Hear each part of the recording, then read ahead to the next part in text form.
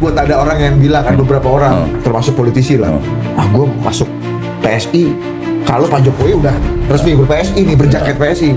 Nah itu kayak gitu, keraguan orang-orang terhadap bener kan nih? Kan itu masih persepsi. Masih ragu lagi sekarang. Rakor bukan diri. Iya kan? Apakah kemudian hari ini kita mau bilang, oh Pak Jokowi itu ketua dan pembina?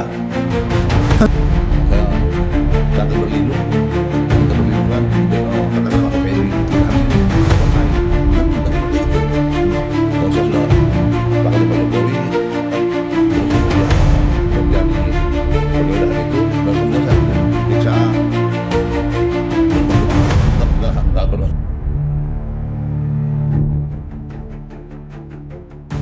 Bersama Ketua Harian Partai Solidaritas Indonesia, Bang Ahmad Ali. Bang, ini berkeliling ini Pak Jokowi gimana Bang berkeliling ini? Gini konteksnya gini. Bagi kami berdua, kalau ada orang menanyakan apakah Pak Jokowi itu post power syndrome atau enggak, kami selalu bilang Pak Jokowi nggak akan pernah post power syndrome. Karena apa? Karena basis legitimasi kekuatan Pak Jokowi itu adalah persepsi publik. Enggak. Selama persepsi publiknya masih bisa beliau kelola, beliau masih bisa muncul di publik, kecuali Instagramnya diblokir Meta atau nggak ada Instagramnya bisa menyorot Pak Jokowi atau udah nggak ada yang meliput lagi Pak Jokowi. Itu mungkin akan post power syndrome. Tapi selama Pak Jokowi masih hadir dan bisa bersentuhan dengan persepsi publik, Pak Jokowi nggak akan pernah kehilangan powernya. Kira-kira itu teori saya lah, karena basis kekuatannya bukan kekuasaan formal, bukan organisasi yang sampai ke akar rumput atau partai politik dan lain-lain gitu. Nah, dalam konteks ini Abang melihat rencana keliling ini kenapa sekarang nih Bang? Persepsi publik ini harus dimulai oleh Pak Jokowi gitu. Ada urgensi apa? Sebenarnya ini kalau kita bicara tentang ketakutan Pak Jokowi kehilangan panggung, mestinya sih tidak perlu dia takut ya. Enggak. Karena tiap hari aja orang mendatangi rumahnya udah panggung itu udah panggung. Iya. Tema ratapan ini kalau itu, mau ada beliau tidak ada beliau, pasti orang artinya apa? Bahwa ini barang yang tidak diatur. Karena masyarakat datang di saat beliau tidak ada. Kalau dia dimobilisasi kan, ketika dia tidak ada, orang tidak datang gitu. Nah, tapi karena datang dari seluruh penjuru Indonesia, jadi orang tidak pernah tahu Pak Jokowi beraktivitas di mana. Sehingga ketika kemudian mereka datang, tidak ada beliau, dan yang mereka lakukan berfoto di depan rumahnya, dan kegiatan-kegiatan yang kemudian yang rasa gembira kayak seperti itu. Nah, dan beliau juga tidak pernah menggunakan massa itu. Dan ketika mereka datang layani, mengeluh, enggak juga. Memang orang sekedar datang bersalaman dan berterima kasih. Datang salaman foto selesai. Dan itu antrian bisa panjang sekali. Apalagi kemarin liburan sekolah Bang. Ini sekarang lagi liburan sekolah masih nih.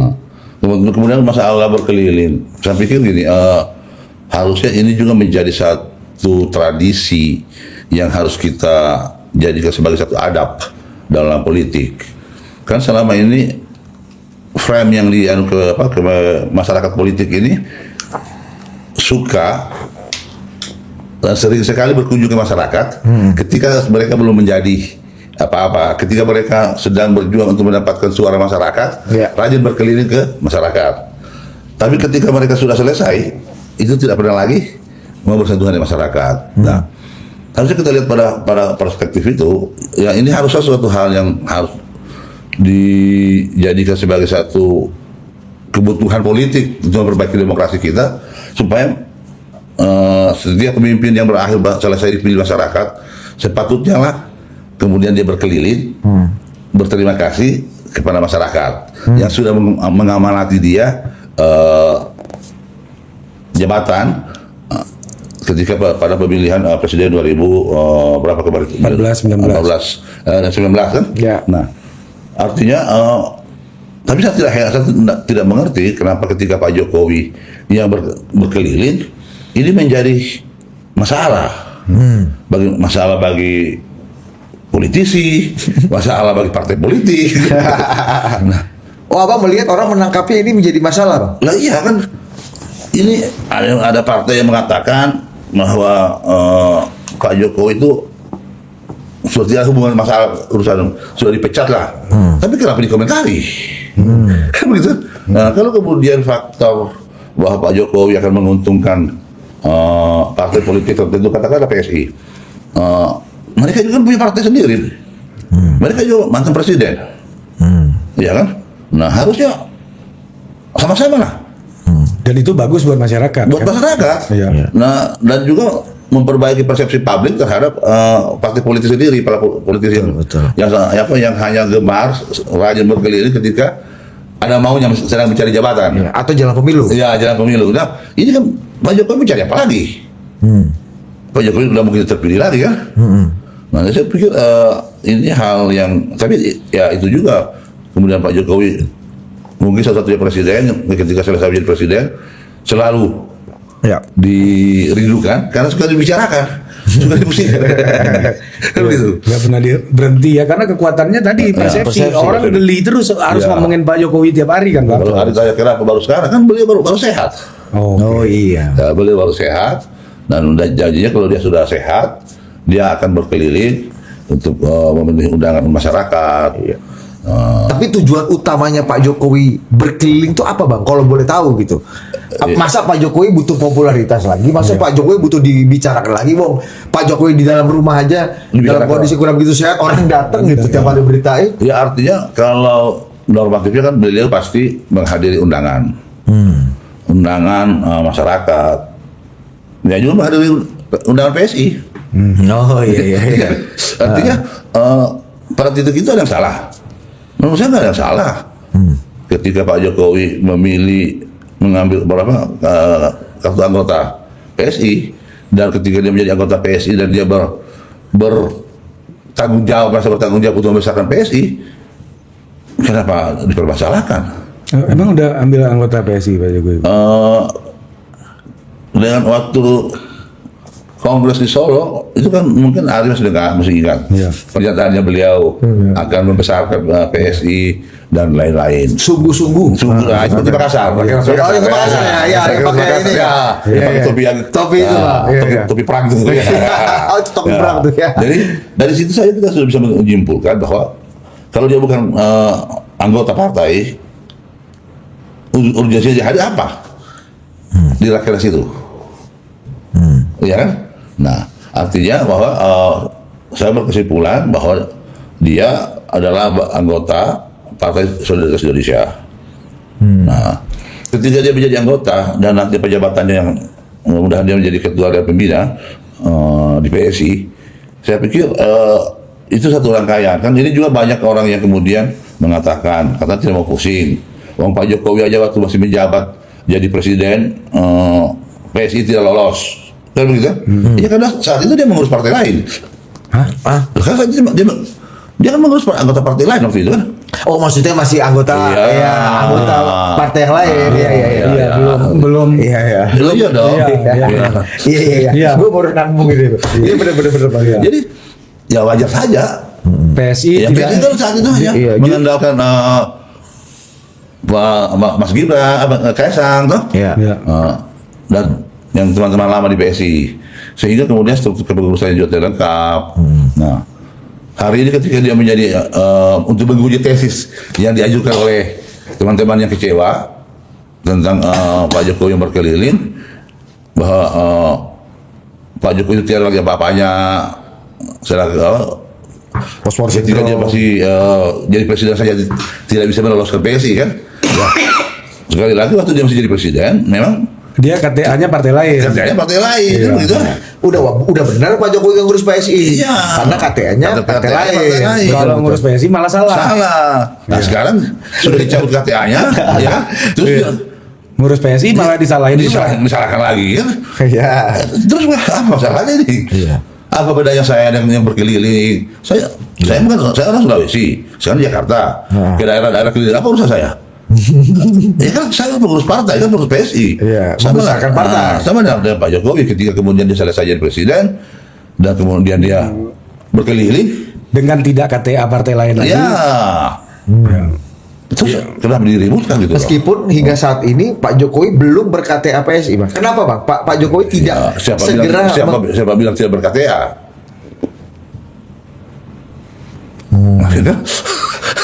Siapa yang bilang? Siapa bilang? Siapa yang bilang? Jadi sudah. Menurut saya KTA itu kan satu status. Dengan banyak dukungan juga adalah itu lebih ke KTA kan? Ya, dukungan terbuka sungguh-sungguh gitu kan. Turun hadir berkampanye menyatakan sikap di Rakernas. Itu udah lebih dari KTA. Lebih dari KTA. Jadi buat ada orang yang bilang, ada beberapa orang termasuk politisi lah, gue masuk PSI kalau Pak Jokowi udah resmi ber-PSI nih, berjaket PSI. Nah itu kayak gitu keraguan orang-orang terhadap bener kan nih? Kan ini masih persepsi. Masih ragu lagi sekarang. Rakorda pun kan dihadiri. Iya kan? Apakah kemudian hari ini kita mau bilang, oh Pak Jokowi itu ketua dan pembina? Kan tidak juga seperti itu kan? Karena nanti jabatan apa yang nanti pas buat beliau, pasti PSI akan menghargai betul ketokohan, ketokohan beliau.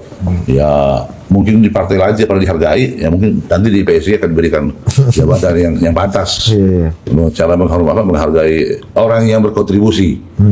Karena kami meyakini betul bahwa ketika Pak Jokowi bergabung, ini tentunya menjadi salah satu kekuatan yang membuat kita berbesar jiwa optimisme untuk bahwa di ke depan nanti kita akan bisa lebih banyak menghadirkan perwakilan masyarakat lewat Partai Solidaritas Indonesia ini di parlemen nanti. Ya, dan soal threshold gimana, Bang? Soal threshold kan ini kalau kita baca putusan Mahkamah Konstitusi kan membatalkan 4%. Ya. Dan Mahkamah Konstitusi, Mahkamah tidak berpendapat bahwa kenapa ini harus dibatalkan. Karena menghindari jangan ada paling tidak meminimalisir suara rakyat yang terbuang. Nah, kalau itu logikanya kan kalau di 4% saja dianggap tidak sah karena bisa mengakibatkan suara rakyat dia terbuang, kan logikanya harusnya tidak mungkin di atas 4 kan? Harusnya logikanya di bawah 4. Tapi bagi PSI hari ini kami menyiapkan partai ini tidak bergantung kepada satu figur, tapi kami membangun partai ini dengan membangun struktur partai selazimnya partai-partai seperti partai-partai lain. Kepengurusan partai ada sampai di tingkat desa, tingkat RT malah. Nah, karena dengan menyusun struktur dan melengkapi struktur sampai di tingkat desa itu menjamin dan bahkan memudahkan bagi kita, bagi PSI itu ketika nanti DPR dalam melakukan revisi undang-undang ini mereka mengabaikan putusan Mahkamah Konstitusi, bukan memperkecil tapi memperbesar. Nah, mungkin tuh Bang, bisa jadi. Putusan Mahkamah Konstitusi Dalam diabaikan. rasionalnya tidak. Kalau berpikir rasional. Iya, tapi namanya politik. Ya, kalau berpikir politik dan kemudian putusan Mahkamah Konstitusi itu diabaikan, hal negatifnya ya, bisa jadi berbesar. Iya. Dan Abang merasa teman-teman Abang yang ada di parlemen sekarang nuansanya lebih kencang mengabaikan atau mengikuti, ya, Bang? kan ada partai yang jelas-jelas sudah mengusulkan berapa persen, 7% ke berapa persen ke. Jadi bagi kami hari ini PSI, insya Allah partai ini kami rancang untuk adaptif menghadapi situasi pemilu 2029 nanti. Apakah nanti parliamentary threshold itu 0, ataukah 6, ataukah 7, ataukah 8? Itu bukan masalah buat PSI. Bukan masalah buat kami. Tapi prinsipnya bagi kami berharap kepada partai-partai politik yang hari ini sudah ada perwakilan di DPR untuk lebih berpikir kenegarawan dalam menyusun undang-undang Sehingga kemudian undang-undang itu tidak disusun, tidak setiap tahun, setiap pemilu direvisi berdasarkan kepentingan. Tapi kita berharap setiap undang-undang yang disusun oleh DPR itu dia adaptif untuk sekian masa waktu ya sekian puluh tahun kemudian, sehingga merubah undang-undang itu tidak menjadi seperti pasar komoditi yang dipasarkan. Iya kan? Transaksi aja gitu kan, tergantung jual beli ya. Oh kita ini bahaya nih. Kita buat aturan yang kemudian untuk kemudian menghambat kontestan baru yang akan masuk. Karena memang tentunya kita juga tidak bisa memungkiri bahwa ketika parliamentary threshold itu dinaikkan, namanya, ya saya yakin bukan cuma partai-partai baru yang terancam, bahkan partai-partai yang ada hari ini di parlemen, saya pikir tidak sedikit juga yang terancam. Ya kan gitu. Ya. Nah, Bang, ini apa namanya? Ya kita katakanlah yang mengomentari paling banyak soal Pak Jokowi keliling ini kan PDI ya, yang paling mempertanyakan lah beberapa kali itu ya kita dengar gitu ya. Menurut abang ya, ini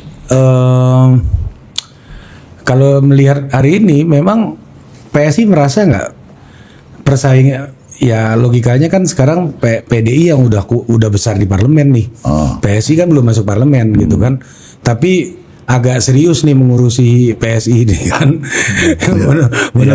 Menurut abang apa kenapa ini nih apa namanya nggak selesai nih urusan dua partai ini nih bang? saya juga nggak ngerti juga ya kenapa kemudian suka sekali mengurus rumah tangga orang.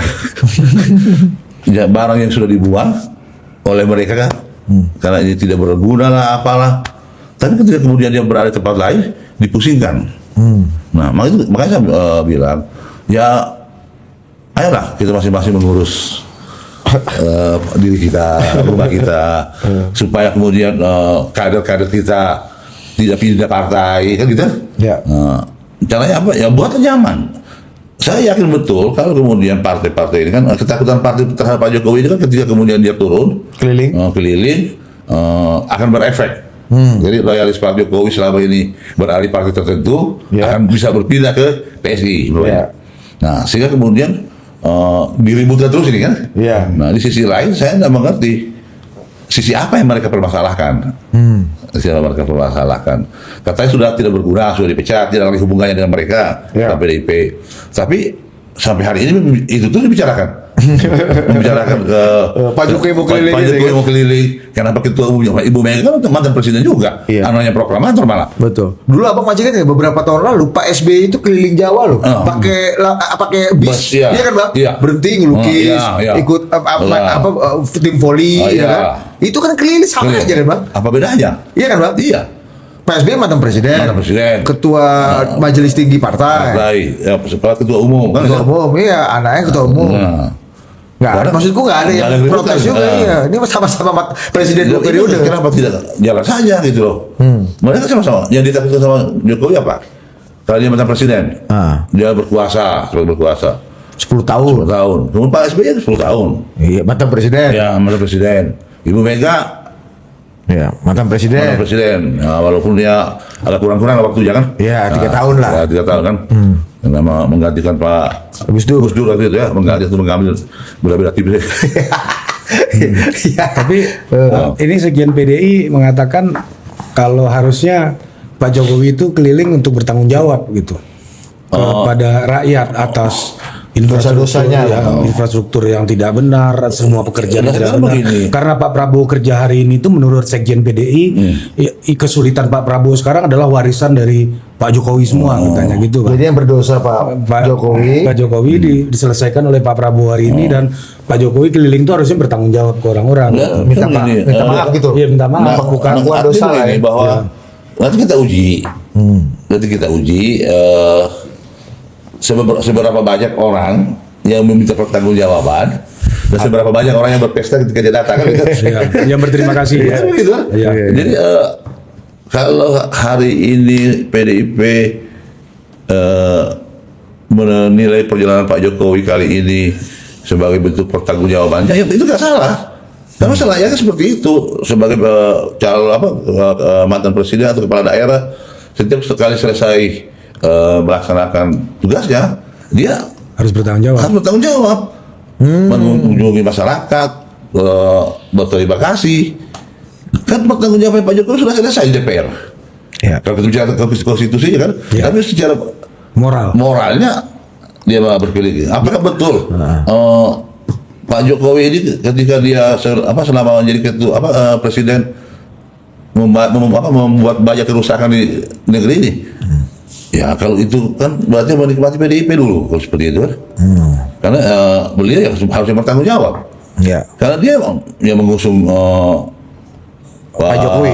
Jokowi jadi presiden kan. Ya, menikmati. Ya, kan mereka menikmati kan. Iya, kalau abang kan bilang termul generasi pertama kan. Loh, iya. Ini juga sama-sama termul Itu generasi generasi pertama itu. Termul itu. Siapa? PDIP. Loh, dong. Jadi Bang Ali, Ya. PDIP sama Mas Anies Baswedan Kalau sama kalau lebih tua PDIP kan lagi wali kota kan dia generasi nol, generasi nol. Iya. Jadi mbaknya ada termul itu. Loh iya dong. Kalau kita ini generasi generasi pertama kan. Pertama, bareng Mas Anies ya. Iya, Mas Anies kan. Iya. Terus banyak lah teman-teman Pak JK. Kalau PDI Masih- sejak Kalau iya dong. PDI sejak wali kota. Iya. Jadi mbaknya terus. Iya. Dan Jadi sebenarnya nggak tepat menurut abang pernyataan Sekjen PDI ini. Maksudnya mempertanggungjawabkan itu gitu. Loh, pertanggung jawab Pak Jokowi udah selesai. Karena kemudian kecuali mereka nanti menyiapkan demo lah, apa penolakan lah. Ya kita lihat aja nanti di lapangan kan. gitu. Jadi abang gampang aja ya, lihat Iya. aja mana lebih banyak yang demo atau malah lebih Iya. banyak bersukaria. Bersukaria. Itu paling Berani mudah. nggak mereka demo ketika Pak? Kan kalau demo kan berkas setting kan? Dari partai-partai Nah, tertentu. Bang, ini bukankah membuka potensi sebenarnya orang-orang yang seperti Sekjen Hasto ini kan mungkin juga nggak sedikit yang merasa Pak Jokowi adalah orang yang paling punya tanggung jawab lah, paling punya dosa atas apa yang terjadi sekarang. Ini bukankah membuka ruang untuk orang demonstrasi? Kita kemarin di UGM aja digeruduk, misalnya Iya. kan ada 3 menteri gitu kan. Ya. Apalagi Pak Jokowi gitu loh, dia maksudnya yang dianggap Ya makanya nanti kita Mbahnya gitu. nanti kita uji nanti. Tesis itu kita uji nanti di saat kan ini berkelabung di tanggal 26. 3 hari di sana kan. Apakah kemudian ada masyarakat yang menolak beliau? Atau justru lebih banyak yang Ya, berterima kasih. menerima kan? Iya. Jangan-jangan kalau ada yang sekelompok yang mau demo yang dibikin, jangan-jangan di guru masyarakat sendiri kan? Yang merindukan Pak Jokowi, kan begitu? iya, mana yang demo, mana yang bersukaria diadu di lapangan lah gitu Di ya. lapangan aja. Dan Pak Jokowi itu juga tidak akan hadir kalau kemudian itu tidak ujuk-ujuk datang, kalau tidak memenuhi undangan, termasuk ya diundang oleh PSI untuk hadir di Rakorda. Jadi memberikan arahan-arahan dan lain-lain. Jadi kalau kita bicara tentang pertanggungjawaban, ya Mas Hasto tahu diri lah. Kan beliau ini juga bukan orang yang bersih amat kan. Beliau ini kan juga kemarin sudah selesai diputus pengadilan oleh KPK kan. Terus kemudian diampuni. Ya harusnya itu pertanggungjawabnya itu lebih banyak pertanggungjawabannya itu. Kan begitu. Tapi tinggal silakan aja itu cara paling gampang Iya, tuh, Bang. makanya saya mau berdebat tentang kekhawatiran, ketakutan. Iya, karena orang yang Terus iya kan, kemudian, kan gini. kalau kita lihat di demo kan Bang, Oh. di demo mahasiswa Iya. apa itu kan kurang lebih Bang, kemarahannya kan ya pasti kan kalau kemarahannya misalnya ke Pak Prabowo gitu, itu kan pasti Pak Prabowo junto Pak Jokowi Iya, kan, iya. itu kan masih satu tubuh Satu, ini. satu tubuh. 3 juta PDP ada kalau kembali kalah ya. PDP dipercaya. Dulu juga sama kan? Apa tuh? Pak Jokowi junto PDIP. Nah, Iya, iya. zaman dulu. Ya, Iya, makanya. Sekarang Zaman dulu, Pak Prabowo junto Jokowi atau Ya. sebaliknya. Kalau kemudian ada orang minta pertanggungjawaban bukan hanya kalau pertanggungjawaban bukan hanya sama Pak Jokowi, harusnya juga kepada PDIP kan. Pemegang saham mayoritas kan. Kalau nggak salah Pak Sekjen Hasto juga udah pernah di pidatonya kalau nggak salah meminta maaf lah. Pernah meminta maaf bahwa kami meminta maaf atas apa yang terjadi, bahwa sudah mengusulkan dan Kan yang- menaikkan Pak Jokowi gitu Ya, kan jadi itu, presiden. ya itu kan narasi yang harusnya dia minta maaf itu karena kadernya yang katakan Menteri Sosial dan lain-lain kemarin yang ditangkap KPK. Jadi bukan mengusung Pak Jokowi, apa yang masalah dulu dibangga-banggakan. Ketika dia keluar, ketika tidak mendukung calon yang diusung oleh PDIP, dipecat kan gitu. Jadi ada konsistensi lah menurut saya. Ketika selesai kontestasi, menikmati, saya masih ingat pidato Ibu Mega waktu di balik kongres ya, waktu itu saya hadir dengan Pak Surya Paloh diundang. Kemudian beliau dengan tegas mengatakan bahwa kami akan minta menteri jumlah yang banyak, lebih banyak daripada partai-partai lain. Nah, kemudian artinya pertanyaannya ketika kemudian dia menteri-menteri yang direkomendasi oleh PDIP, bagaimana kinerja mereka, bagaimana pertanggungjawaban PDIP ketika dia merekomendasi orang? Kan ada beberapa peristiwa juga saat itu kan. Nah, ini peristiwa berbeda dengan yang terjadi dengan sekjennya Mas Hasto kemarin yang ditahan KPK terus kemudian diputus bersalah dan diampuni oleh presiden kan. Nah, tapi kemudian ada menterinya, kemudian ada anggota DPR-nya, gitu kan. Nah, harusnya itu yang diminta yang Pak Dasko mintakan maaf. Hasto. Nah, Beda Dasko sama Hastori beda. Sebut apa? Itu harus dimintakan maaf pada masyarakat. Hasto. Mas Hastonya, nanti mewakili PDIP kemarin berpidato. Kalau nggak salah ada tuh, kalau nggak salah ya. Minta maaf terhadap masyarakat Indonesia yang sudah pernah mengusung Pak Jokowi gitu. Ya, abang pernah dengar juga kan tuh? Pernah dengar juga tuh. Jadi tidak lama setelah dia keluar dari setelah mendapat garasi, amnesti, kurang lebih lah itu. Nah, terus berarti ini keliling ini Bang bisa dimaknai hidup sehat apa hidup Jokowi nih Bang? Ya, kata Pak Jokowi, kalau hidup Jokowi lah, hidup sehat lah. Kan hidup Jokowi kalau sehat ya, berarti kan kalau hidup Jokowi dia sakit, nah beliau kita hidup sehat kan. Pak Jokowi ngomong gitu aja viral kan. Nah, Bang, berarti kalau kita lihat rencana keliling ini juga bertepatan Bang dengan P21-nya kasusnya Roy Suryo dan Dr. Tifa ya, yang soal ijazah lah. Nah, Abang ngelihat nih kebetulan atau memang timelinenya disesuaikan atau gimana Bang? Kan kalau P21 sudah beberapa hari lalu ya. Beberapa hari lalu, terus kemudian artinya bahwa proses penyidikan di polisi yang kemarin diragukan ya, bahwa kelamaan lah dan segala macam. Nah, hari ini kan sudah selesai, artinya benar tidaknya, dan tapi saya yakin pasti bahwa ini apa yang dituduhkan kepada Pak Jokowi nanti akan berbalik, akan dibuktikan oleh Pak Jokowi di pengadilan ketika itu diminta memperlihatkan ijazahnya. Karena di situlah ruang untuk memperlihatkan ijazah itu. Kan barang ini sederhana kok, setidaknya pasti tidak lama. Kan pokoknya kan masalah ada ijazah atau tidak ada ijazah. Kalau kemudian keliling Indonesia untuk memperlihatkan ijazah kepada masyarakat seperti yang dibilang oleh teman-teman di PDIP, ini kan tidak benar juga itu kan. Itu lebih pada sinisme yang berlebihan menurut saya kan. Kalau tidak salah kemarin salah satu kader dari PDIP, dan bukan salah satu, banyak lah yang kemudian melihat bahwa ya sebaliknya rencana keliling itu sebagai bentuk pertanggungjawaban untuk memperlihatkan ijazah kepada masyarakat kan. Saya pikir Pak Jokowi tidak segila. Kalau itu kita ikuti pikiran jadi gila semua kita itu. Ya, kebencian kita membuat kita berlaku tidak adil. Tentunya kalau hubungan dengan ijazah, masa PDIP 25 tahun 25 kali mengusung Pak Jokowi mengingkari itu. Nggak ngelihat ijazahnya. Lo iya dong, iya kan?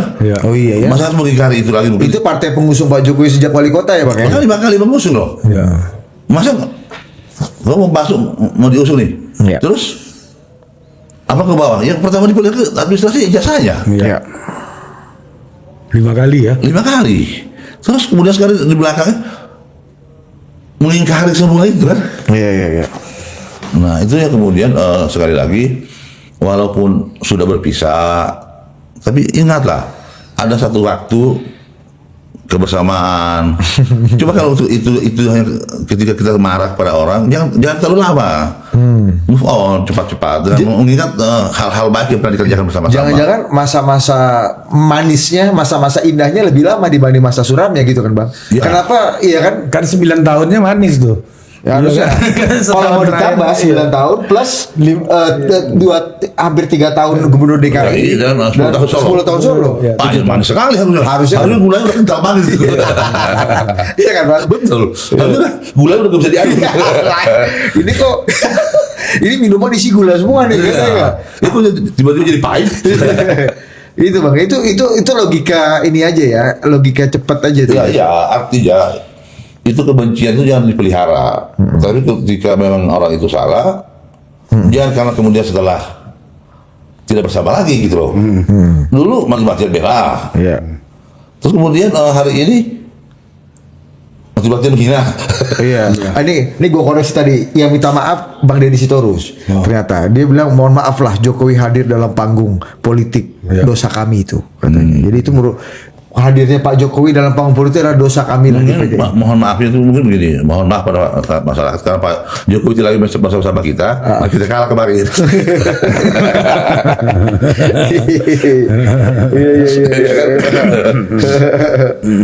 Iya. Betul.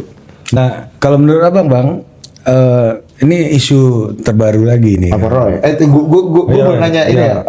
Roy lagi. Iya, Gue mau nanya yang lain. Iya, lu nanya silakan. Nggak, kembali ke belusukan Roy dan kawan-kawan nih. Kan kalau Roy ini kan apa namanya diamankan atau ditangkap lah ya, jelang Pak Jokowi belusukan keliling Indonesia.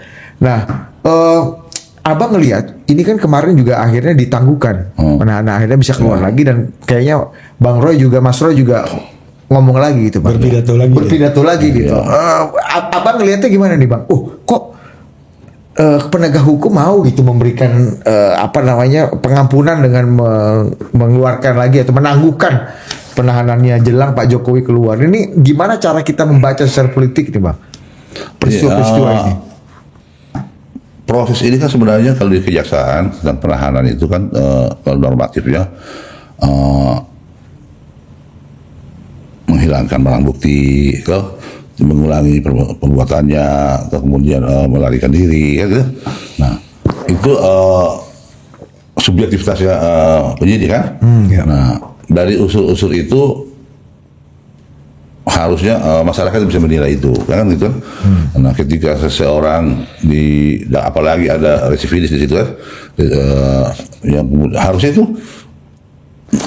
orang berpikir bahwa wah ini tidak logik kalau kemudian cerita jaksa kembali menahan, jadi kan memang Mas Roy ini diserahkan oleh penyidik kepolisian di samping dokumen dan tersangkanya kan, dalam posisi dia ditangkap, berarti dalam posisi dia sedang ditahan oleh Polda Metro penyidiknya waktu itu, dan kemudian masuk di kejaksaan, diterima berkasnya dan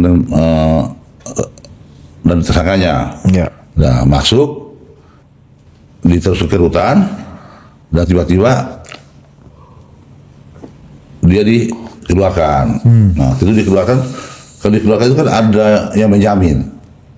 Ada pihak penjamin kan, jadi seorang yang ditahan, terus kemudian minta penangguhan, pasti ada biasanya ada yang menjamin, secara langsung dengan keluarganya, biasanya juga ada yang menjamin secara politik.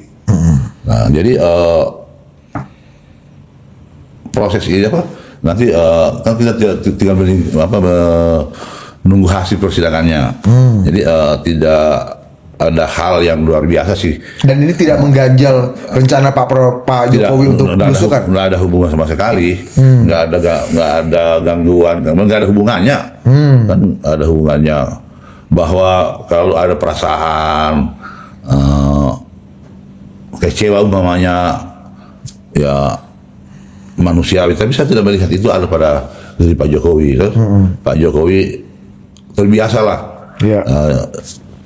buat laporan di kepolisian itu juga kan hanya untuk menjawab tudingan-tudingan yang dilakukan kelompok tersebut kan, yang sekian tahun ribut tentang ijazah. Kuat juga tuh Bang ya? Iya, kuat sekali. Iya, panjang juga isu ini Bang ya.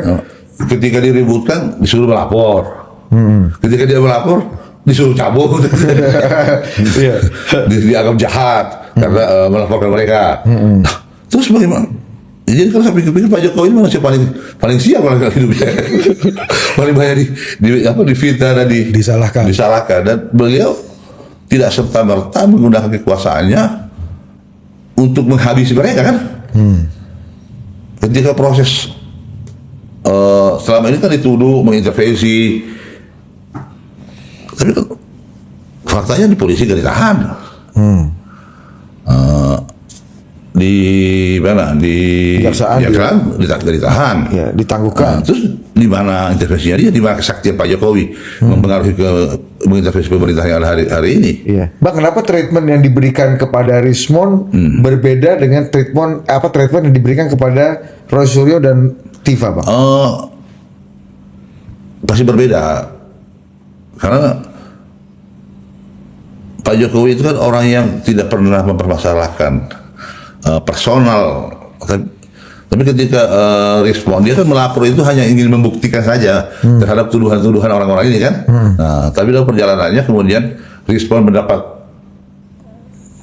pengampunan lah ya. Dia bukan kan, pengampunan itu muncul di saat mendapatkan hidayah. Mendapat hidayah, kemudian dia datang ke Solo ya, menyampaikan permohonan maaf atas kekeliruannya. Kalau hidayah tadi itu sehingga dia mengakui kesalahannya, dan Pak Jokowi memaafkan. Ya orangnya udah ngerti kalau salah lah ya. Lah iya, karena Pak Jokowi hanya ingin tidak ada tendensi untuk membalas dendam, tapi dia hanya ingin membuktikan tuduhan-tuduhan mereka selama ini kan. Karena Pak Jokowi pun bingung, UGM sudah menyampaikan bahwa betul itu adalah yang saya heran itu. Profesor bilang Nusa Bakti ya, itu sekarang ini Pak Jokowi itu yang ada sekarang ini tinggal cloning ya. Bayangin orang-orang yang hari ini, orang-orang yang punya pendidikan begitu tinggi, kok sudah tidak bisa memberikan edukasi yang pas kepada masyarakat. Sesuatu hal yang mestinya tidak perlu diperdebatkan karena ada manusia, ada temannya kuliah, bersaksi, ada jejak-jejak akademiknya jelas yang disampaikan oleh UGM kan? Kalau kemudian Pak Jokowi ini anaknya jenderal sebelumnya, anaknya presiden namanya, jadi persiapkan. Kalau Pak Jokowi tamat waktu masuk wali kota menggunakan ijazah itu, terus tiba-tiba sudah bisa mengatur UGM, kampus sebesar UGM itu untuk kepentingan dia. Emang dia siapa? Paten banget Jokowi ya. Waktu jadi wali kota ya. Dia kan, Atau mau maju wali kota nih. Udah ngatur UGM, paten banget. Paten sekali kan. Iya. Pak Pratikno bahkan belum jadi rektor UGM. Sekarang itu Pak Pratikno sebagai orang yang tersandra dalam masalah ini. Jadi repot betul kan. Jadi Bang, kalau misalnya Roy dan Tifa melakukan hal yang sama dengan Rismond, Pak Jokowi pasti akan memberikan pengampunan. Ya pasti. Clear tuh. Clear. Ya, udah pernah ngomong gak Bang? Ya kan artinya bagaimana juga Egy Sujana dulu kotornya mulutnya dulu waktu dia pertama kali bermasalah ini kan. Ketika beliau datang, kalau kata Pak Jokowi nggak perlu minta ampun, minta maaf lah. Ketika dia sudah datang ke Solo, tujuannya apa? Ya masih minta maaf kan? Iya. Ya udah, Nggak perlu bikin press statement, nggak perlu konfres ya, Bang, ya. Atau bahkan kalau udah datang ke Solo nggak perlu ngucapin maaf pun juga. Iya, artinya sudah datang, kamu sudah minum teh di situ. Iya, itu gestur permintaan maaf, itu gestur. Apa kepentingannya? Kalau sedang maki-maki orang, kecuali kalau sampai sana ajak dia berkelahi, nah itu lain halnya kan. Artinya itu orang tidak sabaran menunggu datang ke sana, datang salaman, entah cuma minta maaf kan, pasti salaman kan. Pak Jokowi pasti begitu aja. Itu bagi Pak Jokowi itu satu tanda bahwa Pak Jokowi itu melaporkan kasus ini bukan sedang ingin memenjarakan orang. Tapi Jadi dia hanya mau ingin menguji kebenaran. Karena dia tidak tahu bagaimana cara menguji ini. UGM sebagai institusi yang mengeluarkan ijazah sudah mengatakan bahwa Jokowi itu alumni mereka. ya. Dan kemudian arsip akademiknya KRS mulai dari pengumuman lulusnya KRS, KHS, membayar semua terarsip di fakultas ya. Ini oleh institusi resmi yang berbicara, tidak dipercaya juga. Bagaimana kalau Jokowi bicara? Jadi bagi Pak Jokowi apa gunanya memperlihatkan ijazah? Ya. Sedangkan ijazah ini sudah berkali-kali digunakan. Ya. Tunggulah karena ini masuk di proses hukum. Kita tunggu nanti majelis hakim yang memanggil, meminta untuk memperlihatkan itu, dan insya Allah dia akan memperlihatkan. Jadi proses hukum aja ya. Ya, karena kecuali Roy sama Tifa sebelumnya minta maaf. Kalau sekarang kan nggak bisa lagi. Udah P21 kan? Oh, udah nggak bisa tuh Bang kalau Iya gitu. nggak bisa lagi kan? Bisa apa diatur-atur. Nah artinya kalau kemudian kecuali lebih awal sebelum di persidangan mungkin atau sebentar persidangan mengakui, tapi biasanya lazimnya sebelum masuk persidangan ya. Iya. Terus kemudian Bang, kalau orang kayak Rismon dianggap penjilat Jokowi, pengkhianat perjuangan, perjuangannya siapa dulu nih? perjuangan orang-orang yang apa namanya percaya bahwa Jokowi itu salah tadi berdosa ataupun punya jasa palsu. Abang lihatnya gimana? Dia lebih menurut saya yang saya katakan tadi, dia bukan pengkhianat, dia lebih karena hidayah dia dapat tadi itu. emang enak itu tidur di penjara. Iya. Pengkhianat orang kemudian tiba-tiba dalam perjalanannya bisa saja respon saat itu terhasut. Iya. Seperti yang lain-lain hari ini menurut saya yakin sekali bahwa dalam hati mereka, yakin saya kemudian mereka tidak saya yakin bahwa mereka juga dalam hati kecil mereka mengakui bahwa Pak Jokowi itu adalah alumni UGM. Karena apalagi institusi mana lagi yang harus dipercaya dalam persoalan ini? Kok ini dianggap sebagai satu kajian ilmiah survei apa ini? Iya. Objek dari survei ini kan ada satu objek, jasa. Terus kan harus bertanya sama UGM dong. Ngapain lagi? Mau disurvei seperti habis sampling berapa banyak? Sudah ditanya ke UGM sudah menyampaikan, memberikan data-data segala macam. Tetap kemudian membuktikan lagi apa? Teman kuliahnya dikumpulkan semua teman-teman kuliah. Masa? Jadi penjelasannya menurut saya memang adalah supaya ini berhenti harus bisa sampai di persidangan. Sampai di persidangan.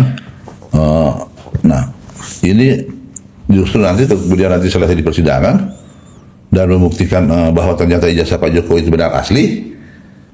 Nah, ini efeknya kan lebih besar lagi nih, ya. Tapi saya tidak yakin kemudian ketika nanti pengadilan sudah mengatakan bahwa ternyata itu benar, ijazahnya asli. Mereka masih akan percaya. Akan percaya, mungkin kalau minta sampai pengadilan akhirat aja. Iya. Menurut Abang bahkan pengadilan udah memutuskan pun mereka nggak akan percaya. Mereka tidak percaya.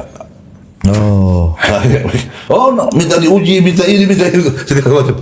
Padahal institusi negara yang resmi kan sudah menguji barang ini. Laporannya kemarin kan, laboratorium forensik yang kemarin di Polda Metro kan, dan bahkan sudah sempat memperlihatkan lagi. Iya. Ketika mereka meminta untuk apa kemarin itu, yang kedua kali kemarin gelar perkara kan. Gelar perkara, iya. Jadi masalah keyakinan aja Bang, ya mau sampai kayak agama aja ya, kita yakinnya ini ya kan? Persoalan kebencian aja di barang ini kan. Iya. Persoalan kebencian, ini kan mendapat hidayah di situ kan. Ketika di gelar pertama gelar kedua itu, kemudian pengacaranya dia hadir dan melihat ternyata ada aslinya, dan itulah kemudian membuat dia, saya sudah bersalah. Saya harus minta maaf. Dia datang sendiri ke Solo kan. Nah, terus kemudian respon yang dulu gagah sekali tiba-tiba tumbang juga. Berakhir dengan parsel dari Wapres. Iya, dapat parcel dari Mas Gibran ya. Berat lagi parcelnya. Sampai dibantu ya. Baru pas Wapres tidak ada yang bantu mulai kan. Iya. Ya artinya, tapi apapun itu, entah takut kemudian atau kesadaran bahwa apa yang sedang dia lakukan ini adalah suatu hal yang tidak benar. Menurut saya, ya harus ada kejujuran seperti itu. Jadi rasa malu, jangan mengakui kesalahan.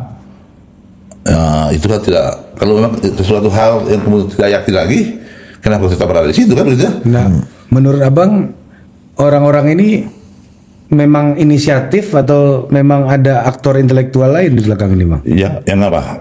Di belakang isu ijazah ini. Roy, ya Indonesia panjang nih, Bang, sudah berapa? Sudah 4 tahun ini ijazah ini. Iya kan? Kalau tidak ada termo, bukan termo juga. Kalau tidak ada yang ternak mereka, ya patut kita duga juga kan, bahwa ini ada yang ternak juga ini kan, karena jangka waktu begitu panjang, umurnya panjang, dan kemudian pelakunya katanya sana kemari cari data.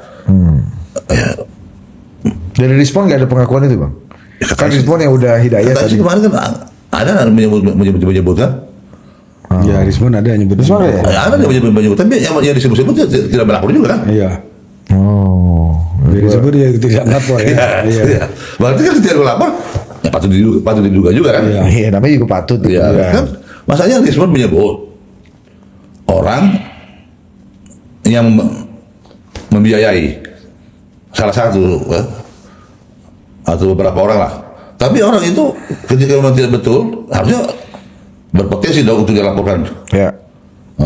Si Rismon ini kan sudah berkhianat lagi. Iya kan? Semua nyebut nama lagi gitu. Kalau mau memfitnah orang, tetap nyatanya nggak dilaporin juga. Nah artinya patut diduga ada yang ternak juga ini kan, sehingga umurnya panjang gitu. Tapi itu kan di persidangan nanti kalau memang betul kan, Bang. Makanya ketika ada yang lucu, ada satu pertanyaan tentang terhadap Roy Suryo oleh pengacara Jokowi kan, tentang membuktikan kan? Iya, pembuktian terbalik. Jadi waktu itu tanya tentang rekening, ya kan? Terus rekening saya diperiksa gitu. Kan artinya mereka menuduh Jokowi, terus kemudian pengacara Jokowi atau pengamat lain yang melihat bahwa ini sesuatu hal yang sudah tidak betul, jangan-jangan dia dibayar kan? Menguji bahwa dia dibayar, buktikan dong. Kalau tidak menerima uang, buktikan rekeningmu dong. Kan begitu. Tapi pada itu justru marah-marah ketika bisa dibuktikan itu kan. Nah artinya hal-hal seperti itu membuat masyarakat jadi bingung. Nah, karena Roy Suryo kan pendukungnya Pak Jokowi dulu waktu di wali kota kan. Emang iya ya? Iya. Oh iya. Bang, tapi penanganan kasus ini sampai ke proses hukum gitu, Bang ya. Itu menurut Abang lebih untuk Pak Jokowi jelas ini kan memberikan kepastian ya, dan clarity ya, untuk mencari kebenaran. Ya, tapi kan kalau tadi kata Abang, Prabowo dan Pak Jokowi masih satu tubuh. Ini dampaknya buat Pak Prabowo apa, Bang? Positif atau justru bisa mengganggu Pak Prabowo karena dianggap mungkin mau ngebiri kebebasan atau ya, kan apa? Menurut Abang gimana? Pak Prabowo pertama bagi Pak Jokowi yang selama ini dituduh mengendalikan kekuasaan, masih punya kekuatan di pemerintahan. Cawe-cawe. Ikut cawe-cawe. Ternyata tidak mendapatkan perlakuan yang kemudian orang-orang yang menyerang kehormatan Pak Jokowi sekalipun tidak dilindungi tanda kutip. Tidak diberikan hak spesial ya. Seperti hak seperti itu semuanya. Nah, jadi ini juga bagi Pak Jokowi positif, Pak Prabowo juga positif. Karena Pak Prabowo juga dianggap bahwa dia itu ternaknya beliau Jokowi seperti yang selama ini dituduhkan kepada beliau kan. Pak Prabowo memang presiden yang punya otoritas sendiri gitu. Nah, bagi Pak Jokowi juga bagus, positif bahwa yang selama ini dituduhkan cawe-cawe ya, sudah terbukti kan. Nah, tentang bagaimana persidangannya ini kan nanti publik yang akan menilai kan. Dan saya yakini persidangannya tidak akan secara rame penyelidikannya ini kan. Ya, orang memakan waktu kemudian otot leher berdebat. Tapi pasti akan jadi tontonan yang ditunggu orang tuh. Apalagi kalau live dan apa ini ya, Ya. bisa publik bisa nonton, itu seru juga tuh bang, kayak nonton drama dulu tuh.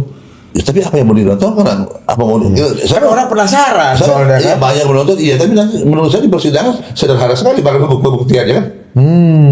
Ya kan, tapi kan nggak hanya sampai ijazah asli atau enggak, tapi ini siapa yang menggerakkan segala macam kan pasti. Ya, nanti kan kelihatan juga di situ. Iya. Disitulah show-nya. Ya, di situ serunya di situ. Ada orang besar, ada orang kecil. Dan Pak Jokowi berkali-kali mengatakan akan hadir kan di persidangan. Iya. Iya, ya.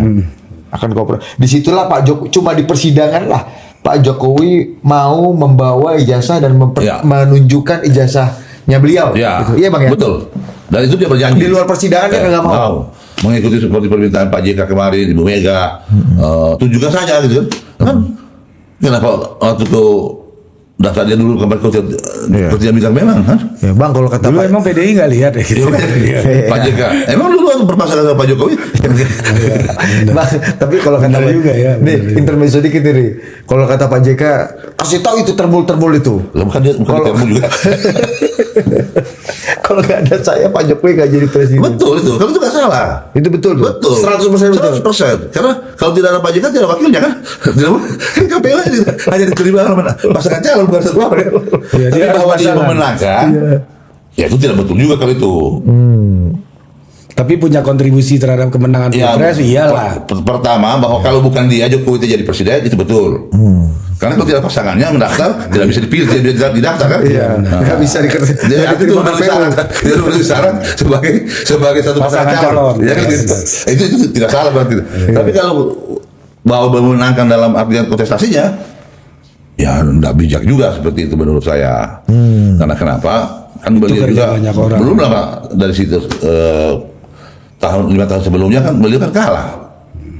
Waktu pemilihan presiden lawan SBY kan. Iya. Betul. Dan 2014 tuh kerja banyak orang lah. Ya, gitu. artinya kerja tim, kerja relawan, kerja partai politik, kerja pasangan calon. Jadi tidak bisa juga diklaim itu untuk kalau pemenangan ya, pemenangan. Ya, tapi kalau Pak Joko, Pak kalau JK bukan saya dia jadi presiden itu betul. kalau nggak ada wakil nggak Kalau bisa. wakil tidak bisa. Pasangan calon. Nggak diterima sama KPU bang ya. Itu bersyarat. Tapi kalau Pak JK yang bawa Pak Jokowi ke Jakarta, apa segala macam, meyakinkan Bu Mega segala macam, itu Kalau- cerita Pak Jokowi ada nggak bang gitu bang? Kalau kata Pak Jokowi pernah sekali tahu ketemu Pak JK terus mengajak ke Jakarta. Habis itu tidak ada komunikasi, tidak ada komunikasi lagi. Artinya menjadi sebagai salah satu promotor Pak Jokowi tidak persis karena dia hanya sekali berkomunikasi dengan Pak JK. Dan kemudian selanjutnya justru Pak Prabowo lah yang memaksa tanda kutip. Pak Jokowi maju di Jakarta. Ya, Ya wong partai pengusung sebelum PDI kayaknya Iya. Pak Gerindra dulu bang ya, yang declare ya. Ya, betul. Karena waktu itu konon kabarnya di internal Gerindra antara Pak TK dengan Ibu tidak sejalan. Di internal PDI. Iya, di internal PDI. Kemudian Gerindra memang sejak awal langsung Firm. form. Sama kayak Nasdem 2014 kan. Sebelum PDI mencalonkan Pak Jokowi, Kalau- Nasdem dulu kan Nah, yang mencalonkan. itu bicara dulu mereka itu sudah bicara dulu. Iya. Oh, tapi udah diomongin dulu. Ya karena apa kalau Nasdem dia dulu mendeklarasikan, PDIP nggak berani juga karena tiba-tiba dia ada pasangannya kan. Ya sudah sepakat juga dulu tuh. Oh, PDI sama Nasdem waktu itu udah sepakat. Sudah sepakat lah baru kemudian. Nah supaya PDIP itu yakin, suruh duluan. Oh, jadi itu memang desainnya kayak gitu Ya ya. suruh dulu karena kalau tiba-tiba tidak ada pembicaraan Nasdem menghubungkan Pak Jokowi, terus tidak ada partai lain. Ya pasti PDI tersinggung Ya. dan yang lain Oh, tersinggung. Ya. jadi bukan kecanggihan amat Pak Surya ya berarti ya dalam melihat ini ya bang ya. Ya ya faktanya seperti itu. Iya iya iya. Iya iya. Tapi abang emang dibuang Nasdem, Bang? Apa?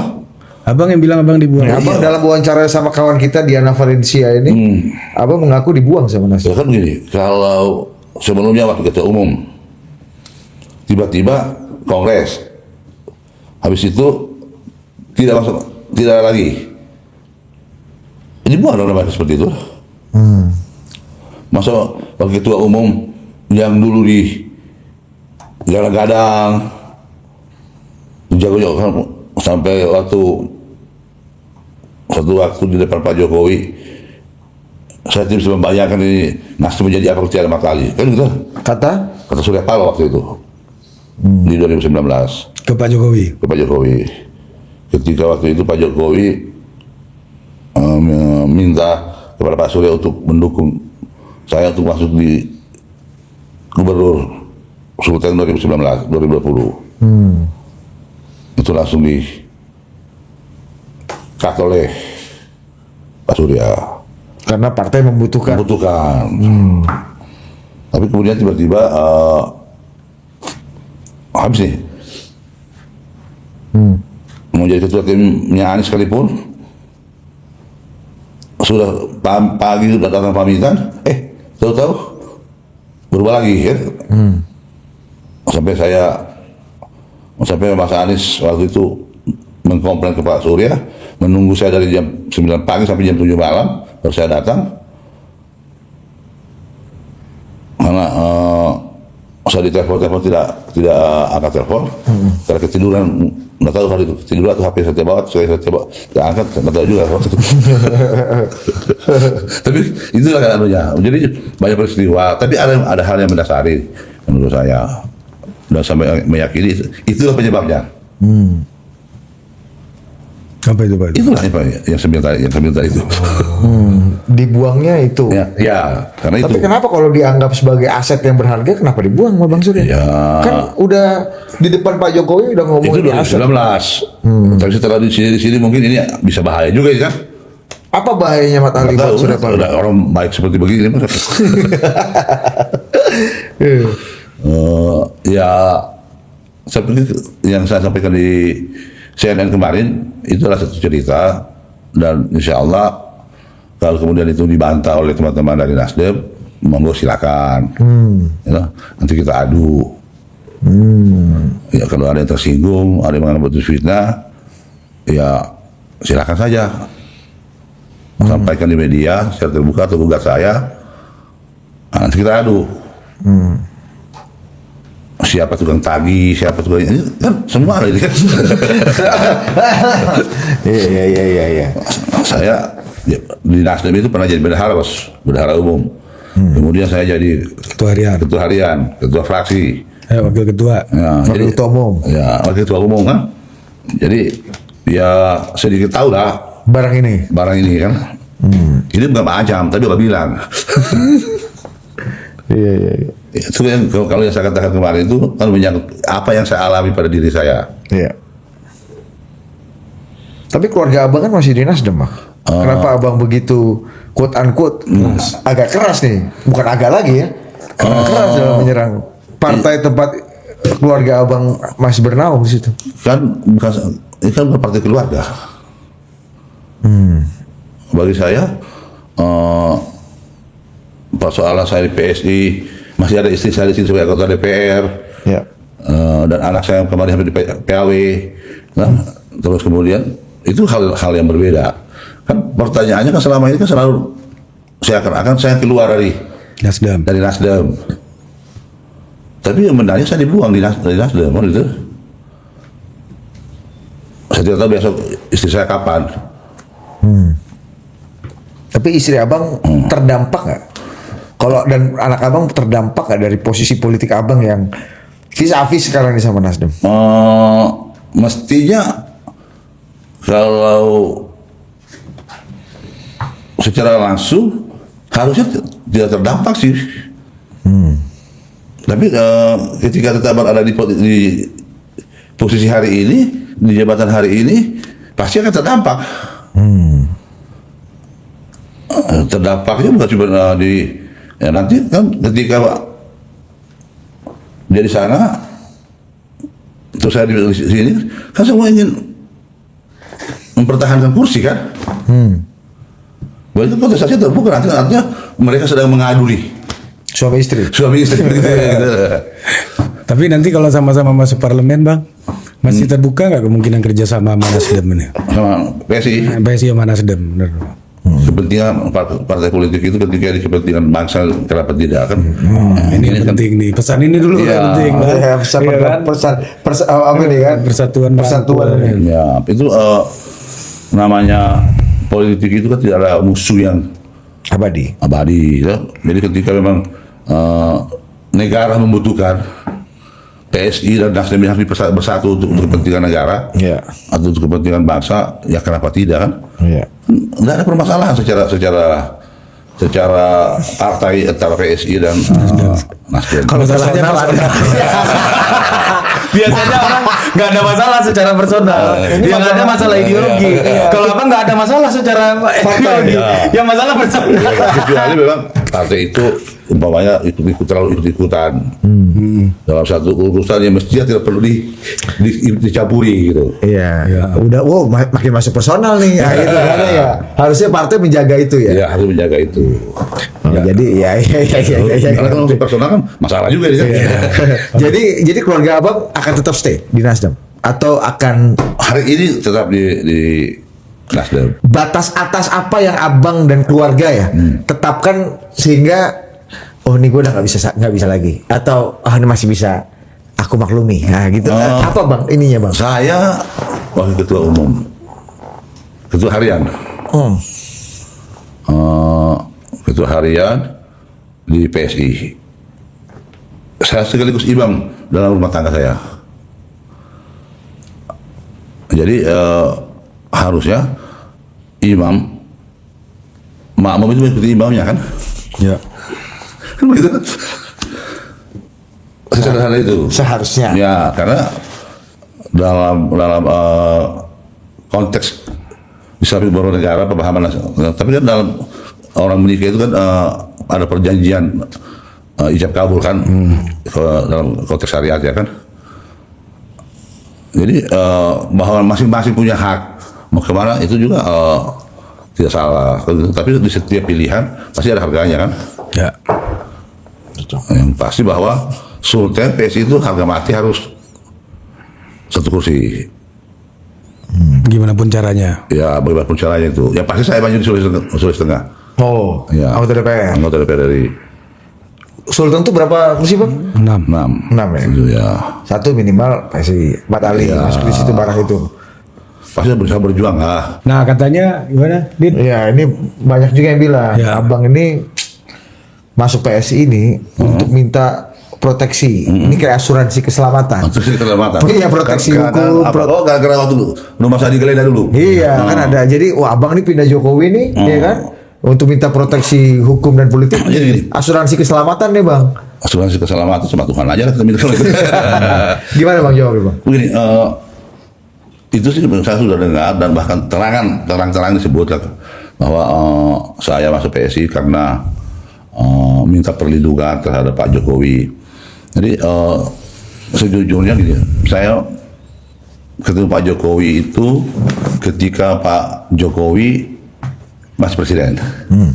Kira-kira 3 bulan beliau sebelum mengakhiri masa jabatannya, beliau mengundang saya berdiskusi, kemudian mengajak untuk bergabung di PSI.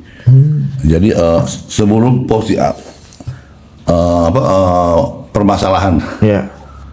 ini terjadi, jadi justru penggeledahan di rumah itu data bulan berapa kemarin itu bulan. Pokoknya besok putusan MK lah. Nah, Februari kalau saya tidak salah waktu itu. Jadi tidak ada hubungan. Kalau minta perlindungan, saya minta perlindungan aja sama bekas mantan presiden. Kan begitu. Iya. Harusnya Abang masuk Gerindra lah, ya. kalau itu ibaratnya gitu Bang. Ya. Karena saya seperti itu kan. Nah, bahwa penggeledahan terjadi di rumah itu memang kewajiban bagi KPK. Setiap ada informasi, ada isu kepada seseorang yang diduga, dilakukan tindakan kehati-hatian di situ kan. Mestinya kalau itu dianggap sebagai satu kesalahan, harusnya Guntur Abdi waktu itu yang ngomong begitu, yang dosa tanya sama saya, tanya sama Pak Oli. Mungkin Pak Oli bisa menjelaskan kepada dia bagaimana status orang, apakah kemudian orang digeledah itu karena bersalah atau tidak kan? Kan setelah orang digeledah, diperiksa, kalau ada buktinya teruskan kan. Iya. Nah, kan kau ini juga di Manado malah sempat rumah apa meja makan ya. Nah, kan ternyata kan setelah diperiksa oleh KPK tidak ada bukti yang cukup yang untuk itu. Ya Pak Udi kan pernah jadi tersangka kan. Jadi jangan kita berpikir hal-hal yang tidak ada hubungannya menurut saya. Ya saya masuk PSI ya karena saya sudah dibuang dari Nasdem, masa saya jadi pengangguran. Nah, kita masih merasa masih punya umur produktif untuk di dunia politik. Iya. Jadi kebenciannya sama Pak Jokowi jangan bawa sama saya. Ini murni kebencian lah menurut abang ya. Iya. Iya, abang ke bawah kotel efek kebencian. Jadi, itu juga menurut saya perlu saya. Jadi saya masuk di PSI sebelum adanya Rame-rame. peristiwa penggeledahan itu. Jadi tidak ada hubungannya karena kecuali saya sedang bermasalah, Iya. kemudian saya datang berlindung, minta perlindungan, kemudian katakanlah masuk PSI dan habis itu selesai. Kan nggak seperti itu. Kalau saya sudah sepakat dengan Pak Jokowi, terus kemudian terjadi penggeledahan itu dan kemudian saya ikut diperiksa. Kalau kita kan nggak perlu diperiksa kan? Kalau dilindungi kan? Ya, harusnya makin aman. Iya makin apa kan gitu. Iya. Jadi ya kalau terganggu, marah, ya jangan asal seruduk aja. Karena peristiwa penggeledahan ini tidak hanya terjadi pada diri saya. Ini kan terjadi pada elit sebelum tadi kan, Iya. di PDIP. Iya, dan banyak orang lah. Ya, kalau saya menyebut itu karena memang itu saat itu viral kan, dan kenapa itu jadi soroti gitu. Emang kalau orang digeledah itu terus dia nyatakan bersalah. Ya contohnya Pak Oli waktu itu kan, digeledah rumahnya, meja makannya diangkat segala macam, kan nggak dipenjara aja, nggak ternyata jadi tersangka juga kan. Nah, apa dia berlindung kan tidak, kalau memang tidak ada masalah kan gitu. Nah, sekali lagi itu hanya isu-isu yang kemudian sengaja diciptakan loh, karena mungkin saya tidak tahu ya kenapa saya juga diikut-ikutkan dengan kebencian terhadap Pak Jokowi ini kan. Padahal Pak Guntur Ramli sendiri saya pernah kenal yang mana orang itu kan. Oke. Siap, kamu siapa?